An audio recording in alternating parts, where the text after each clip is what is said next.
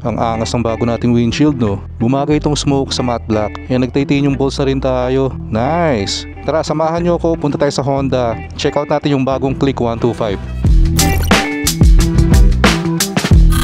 Balita ako kasi dumating na daw yung bagong Click 125 sa Honda Paranaque. Kilala nyo naman ako. Honda fanboy ako.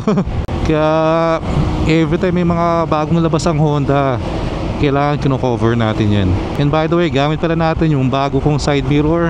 Sa dami nang na-try natin, ito talaga yung sobrang nagustuhan ko so far Kasi legal size naman siya, more than 4 fingers. So safe ka sa checkpoint dito. Pero kung sakaling magta-track ka, pwede mo i-fold yan, ganyan diba? Angas, no?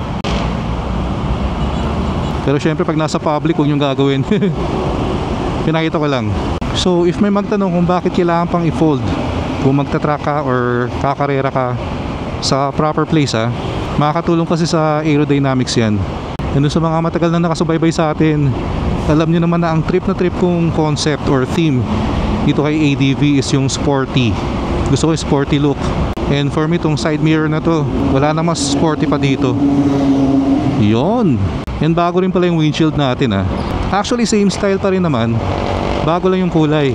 Yung dati kasi natin clear, which is for me maganda rin naman talaga. Pero gusto ko lang subukan ngayon tong smoke. Yung ganda lang, kitang kita rin yung titanium bolts. For the longest time kasi ang gamit ko yung stock bolts sa windshield.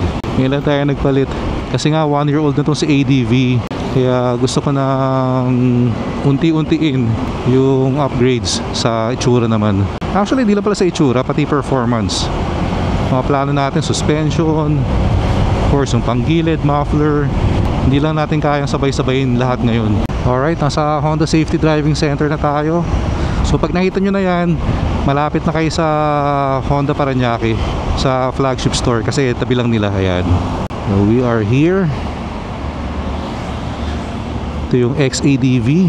Tagal natin hindi na-try yan So tingnan natin kung ano yung mga bago nila dito, aside sa Click 125 Alright, so ito na pala yung bagong Click 125 2025 model. Ito yung special edition, white. Ganda, no? Then ito naman yung standard. Meron sila nung ito, matte black. Meron din tong blue black, standard, tsaka gray black. Mga glossy na to. May isa pa raw color na wala dito, white, for the standard variant. Alright, so para malaman natin kung ano ba yung mga bago dito sa Click 125, ito, tara, interview natin si Sir Alan. Sir Alan, good afternoon. Yes po, good afternoon po. Ano ba yung mga bago dito sa Click 125? Dito sir, sa parang ginaya po yung premium na Honda Beat. May naka-indicate na po silang emblem dito sa gilid. Then yung mags niya po. Emblem Yes, na to, no? Sa special? Yes po. Emblem. Sa standard? Sa standard po, naka-indicate pa rin yung mga decals. Same pa rin naman po sila ng specs, yung yung standard dati at special edition. Ganda na itong white. Anong pearl white ba ito, sir? Opo. Or glossy white na? Hindi. Sir, alam na ng specs nito? Spec niya sir, 125 pa din siya. 125cc? Yes sir. Combi brake ko, no? Combi brake system na rin. Sir Alan, ano ba ang advantage itong Click sa mga counterparts sa 125cc category? Sir, ito kasi liquid cooled na po siya. Advantage kasi ng liquid cooled sir, siyempre malaki yung tanke niya. So, pag malaki yung tanke niya sir, mas malaki yung tinatakbo niya, hindi siya mag-overheat. Sir Alan, magkano itong bagong Click? Ang SRP po is 84,900 po. Itong special? 84,900. And then yung sa kabila naman po, yung standard po is 81,900 po. 81,900? Yes sir. So 3,000 pesos ang difference? Yes sir. Sa dalawa? Apo. Sir Alan, pwede na bang bilhin itong bagong Click? Yes sir, pwede naman po. Iniimbitahan ko po kayo guys. May stock na po kami na Click 125. Paunahan na lang po guys kasi mabilis po maubos po ang stock namin. Punta na lang po kayo dito sa Big Price Paranaque. So pabukas, ubos na yan no? Kaya nga sir. Sir Alan, anong number mo? 0956-364-6673. I-contact nyo na lang po ako kung interesado po kayo. Alright, maraming salamat Sir Alan. Thank you po. Alright, so again sa mga interesado sa Click 125, takbo na kayo dito. Sabi nga ni Sir Alan, mabilis maubos to. Ang elegant talaga tingnan pag emblem na no? So simpleng-simple lang to, yung white Ito yung mga tipo kong itsura Wala masyadong sticker. Simple, minimalist, pero ang elegant ng dating. Pero again, sobrang solid pa rin itong standard Siyempre may bias tayo sa matte black Ganda, no? So although sticker to, very sporty pa rin naman, okay pa rin man for me. Itong binabayaran sa Click yung gulay board, may hook rin dito. So talagang pang daily errands. Tara guys, check din natin yung mga iba pang scooter dito sa showroom. Of course, ADV 160 na white, may black, and may red. Kompleto. So pili na lang kayo, red, white, or black. And of course, may PCX din, pero puro white yung andito. May Click 160 rin. Na-test ride ko to. Ang lakas din ito. And ito yung mga bagong kulay ng Click, yung standard variant. Ito yung blue-black. Meron din mga orange accents. And itong gray-black. Gray-black and yellow accents naman. Alright, and daan din tayo dito sa second floor. Puro big bikes naman dito. Siyempre, hindi kumpleto yung pasyal natin sa Honda pag hindi tayo sumilip sa mga big bikes. Ito yung Rebel 1100 na bago, 2025. Napakaganda rin itong Africa Twin, no? Congratulations kung sino man nakabili nito. Meron tayong CBR 500R here, black and red, and CB 650R. Itong red, alam ko ito yung E-clutch Tama. Itong red E-clutch.